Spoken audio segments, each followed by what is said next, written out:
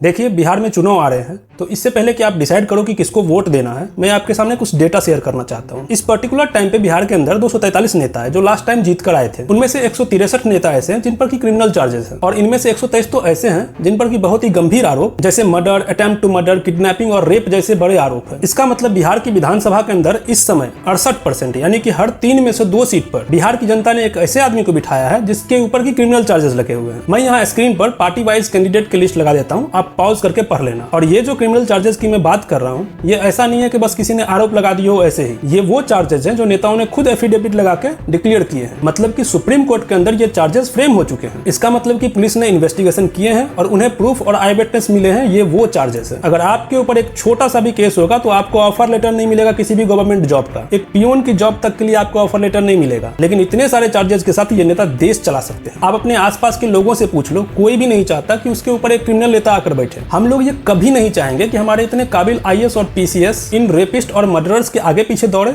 और इनकी जी हजूरी करे। फिर इनको टिकट मिल कैसे रहे हैं और उससे भी बड़ी बात, ये लोग जीत कैसे रहे हैं। देखिए, एक क्रिमिनल मनी और मसल पावर का एक परफेक्ट कॉम्बिनेशन होता है। अब नेता को अगर इलेक्शन में फ्री शराब बंटवानी है या फिर पैसे बंटवाने हैं तो वो अपने अकाउंट से तो जीएसटी कटवा के ये नहीं देगा। इसके लिए उसको ब्लैक मनी चाहिए होगी और इसमें उसकी मदद करते हैं क्रिमिनल्स। और ये भीड़ इकट्ठी करने में भी माहिर होते हैं, इसलिए ये नेताओं की पहली पसंद बन जाते हैं। ये पहले इतने डिमांड में नहीं थे। पहले इनका काम बूथ कैप्चरिंग वगैरह करना होता था, लेकिन धीरे धीरे क्रिमिनल्स को समझ में आने लगा कि पैसे मैं इकट्ठे कर रहा हूँ, भीड़ मैं इकट्ठी कर रहा हूँ और सफेद कुर्ता ये लोग पहन रहे हैं। तो इन्होंने नेताओं से टिकट मांगना शुरू कर दिया और नेताओं की भी मजबूरी बन गई इनको टिकट देना। फरवरी 2020 में सुप्रीम कोर्ट ने ये ऑर्डर दिया कि अगर कोई भी पार्टी क्रिमिनल नेता को खड़ा करती है तो उसे लोकल न्यूज़पेपर, नेशनल न्यूज़पेपर और अपने ऑफिशियल सोशल मीडिया अकाउंट पर यह अनाउंस करना होगा कि हमारे इतने कैंडिडेट हैं जिनके ऊपर क्रिमिनल चार्जेस लगे हैं। अब आप मुझे ये बताइए कि पिछले चुनाव में आपको किस पार्टी के बारे में पता है कि उसने किस क्रिमिनल कैंडिडेट को खड़ा किया। आप इनके सोशल मीडिया अकाउंट पे चेक कर लीजिए या कहीं भी चेक कर लीजिए, इन्होंने कुछ भी अनाउंस नहीं कर रखा है। हाँ, लेकिन ये रटवा दिया कि हमने इस कास्ट के कैंडिडेट को खड़ा किया है। इस चीज से फ्रस्ट्रेट होकर अगस्त 2021 में ब्रजेश सिंह ने एक केस फाइल कर दिया कि सुप्रीम कोर्ट के कहने के बाद भी ये नेता अपनी जनता से अपने क्रिमिनल कैंडिडेट के बारे में छुपा रहे हैं और उनके बारे में कुछ भी नहीं बता रहे हैं। और सारी पार्टियों के खिलाफ प्रूफ भी दिए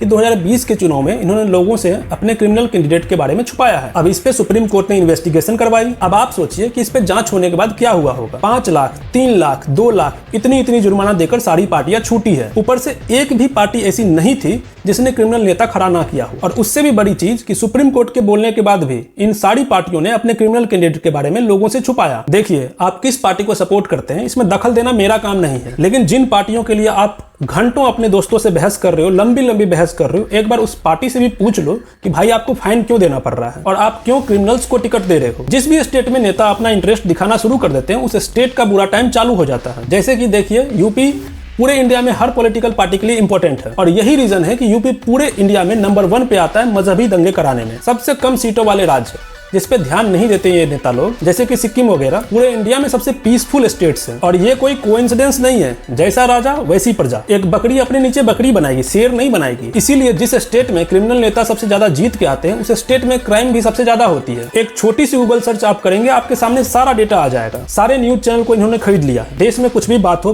पार्टी फंडिंग की बात हो या कोई भी इंपॉर्टेंट बिल की बात हो, ये सिर्फ पाकिस्तान और अमेरिका के गीत गाते रहेंगे। मान लीजिए खबर आती है कि एक लड़का ने एक लड़की के घर में घुसकर उसको मार दिया, तो ये लोग ये नहीं कहेंगे कि लड़का ने लड़की को मार दिया। ये कहेंगे कि एक हिंदू लड़की के घर में घुसकर एक मुस्लिम लड़के ने उसको मारा और फिर उसके मुस्लिम पिता ने उसके हिंदू बहन को मारा, ताकि जब सुबह उठकर आप न्यूज देखें तो आपका खून खौल जाए और बाहर जाकर आप दंगे करें। ये कास्ट और रिलीजन की राजनीति इनके लिए कितनी इंपॉर्टेंट है, इस बात का अंदाजा सिर्फ आप इससे लगा सकते हैं कि सारे नेता लोकसभा में इकट्ठा होकर घंटों बर्बाद करके यह मांग कर रहे थे कि चुनाव होने से पहले कास्ट बेस्ड सेंसस होना चाहिए। देखिए, ये अरेंजमेंट ऐसा है कि लोग अपने कास्ट के नेता को वोट देंगे और नेता जीतने के बाद अपने कास्ट वालों को प्रेफरेंस देगा। और ये अरेंजमेंट इतने सालों से इसीलिए चला आ रहा है क्योंकि लोगों को लगता है कि अगर वो अपने कास्ट के बाहर जाकर वोट देंगे तो कल को कोई वैकेंसी आएगी या फिर कोई एडवांटेज होगा या कोई दंगे हो तो नेता अपने कास्ट वालों को प्रेफरेंस देगा। लेकिन एक्चुअली में ऐसा होता नहीं है। इतने सालों से आप अपने कास्ट के नेता को वोट देते आ रहे हैं, लेकिन हर बार आपकी पसंद का नेता जीतता नहीं होगा। कोई दूसरी कास्ट का भी नेता जीतता होगा तो उस समय आपको मार के भगा नहीं दिया जाता है। ये सिर्फ डर बनाने के लिए होता है। आप नोटिस करेंगे जब आपके कास्ट का नेता भी जीत के आता है तो वो भी आपके लिए कुछ नहीं करता है, बस कुछ चुनिंदा लोगों को लैपटॉप, मोबाइल, साइकिल पकड़ा देता है। 30-35 लोग जो उसके कास्ट का होता है उसको कोई गवर्नमेंट या पुलिस में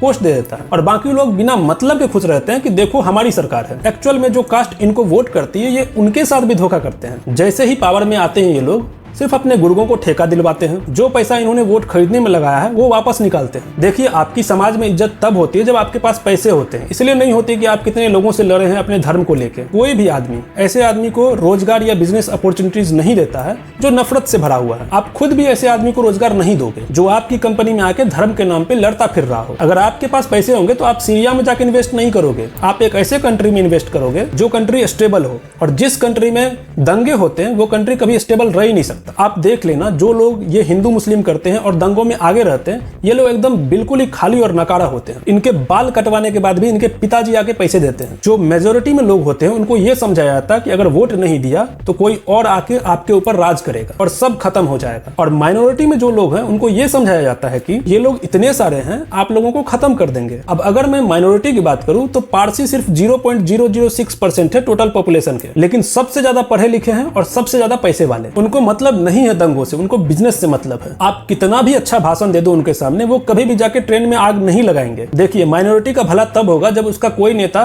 बड़े ओहदे पे आएगा, प्राइम मिनिस्टर बनेगा, और वो बड़े ओहदे पे तब आएगा जब वो हर किसी की बात करेगा, हिंदू मुस्लिम दोनों की बात करेगा। सिर्फ माइनॉरिटी की बात करके एक छोटा नेता तो बन जाएगा, लेकिन उससे वो अपने कम्युनिटी को आगे नहीं बढ़ा पाएगा। नेल्सन मंडेला काले लोगों के लिए तभी कुछ कर पाए थे जब वो एक ओहदे पे आए थे, और वो बड़े ओहदे पे इसीलिए आए क्योंकि उन्होंने काले और गोरे दोनों की बात की। आपको कोई भी मीडिया नहीं बताएगा कि कौन सा नेता क्रिमिनल है, कौन सा नेता डेवलपमेंट करा सकता है। आपको खुद रिसर्च करनी होगी। जितना रिसर्च आप एक मोबाइल फोन खरीदने के लिए करते हैं, उसका 1% से भी कम रिसर्च आपको अपना नेता ढूंढने के लिए करना है। बस www.myneta.info टाइप करना है आपको, और आपके एरिया के जितने भी नेता खड़े हुए हैं उनके ऊपर कितने क्रिमिनल केसेस हुए हैं, कितनी संपत्ति है उनके पास, ये सब पता चल जाएगा। और जिस पार्टी को आप सपोर्ट करते हैं वो किस एरिया में किस कैंडिडेट को खड़ा कर रही है, इस पे भी आपको नजर रखनी है। अगर आपकी पार्टी जिस एरिया में जो कास्ट ज्यादा है उसके हिसाब से कैंडिडेट को खड़ा कर रही है तो ये बहुत ही डेंजरस है। और इससे भी जरूरी है वोट देना। सबसे कम वोट यंग जनरेशन देती है, इसीलिए आप देखोगे कि इनकी जो पॉलिसी होती है वो यंग जनरेशन के मुद्दे जैसे कि education benefit, work benefit, scholarship, college के प्लेसमेंट के नाम पे जो फ्रॉड होते हैं, ये सारे मुद्दे अपने मैनिफेस्टो में रखती ही नहीं है। इनको बहुत अच्छे से पता है कि यंग जनरेशन इलेक्शन डे वाले दिन उठकर वोट देने जाएंगे ही नहीं, वो नेटफ्लिक्स चलाएंगे। औरतें और नौजवान सबसे लास्ट ग्रुप में होती है जिससे पॉलिटिकल पार्टीज मतलब रखती है। वुमेन्स को इसीलिए हल्के में लेते हैं क्योंकि उनको पता है कि जहां पे इनके आदमी वोट देंगे वहीं पे ये अपना वोट जाके दे आएंगे। टोटल पॉपुलेशन में से 48% वुमेन है और 50% से भी ज्यादा यंग जनरेशन है, लेकिन पार्लियामेंट के अंदर सिर्फ 2 से 3% यंग जनरेशन पहुंच पाती है। आपके घर में जब आपके माँ बाप बीमार हो जाते हैं तो आप कितनी भी दूर क्यों ना हो, आप घर जाते हैं। वहां पे आप ये नहीं कहते कि यार मेरे अकेले के जाने से क्या होगा, इलाज तो वैसे भी डॉक्टर को करना है, क्योंकि आप अपने माँ बाप को अपना समझते हैं। और जो लोग अपने देश को अपना नहीं समझते, सिर्फ वही लोग ये बात करते हैं कि यार मेरे अकेले के वोट देने से क्या होगा।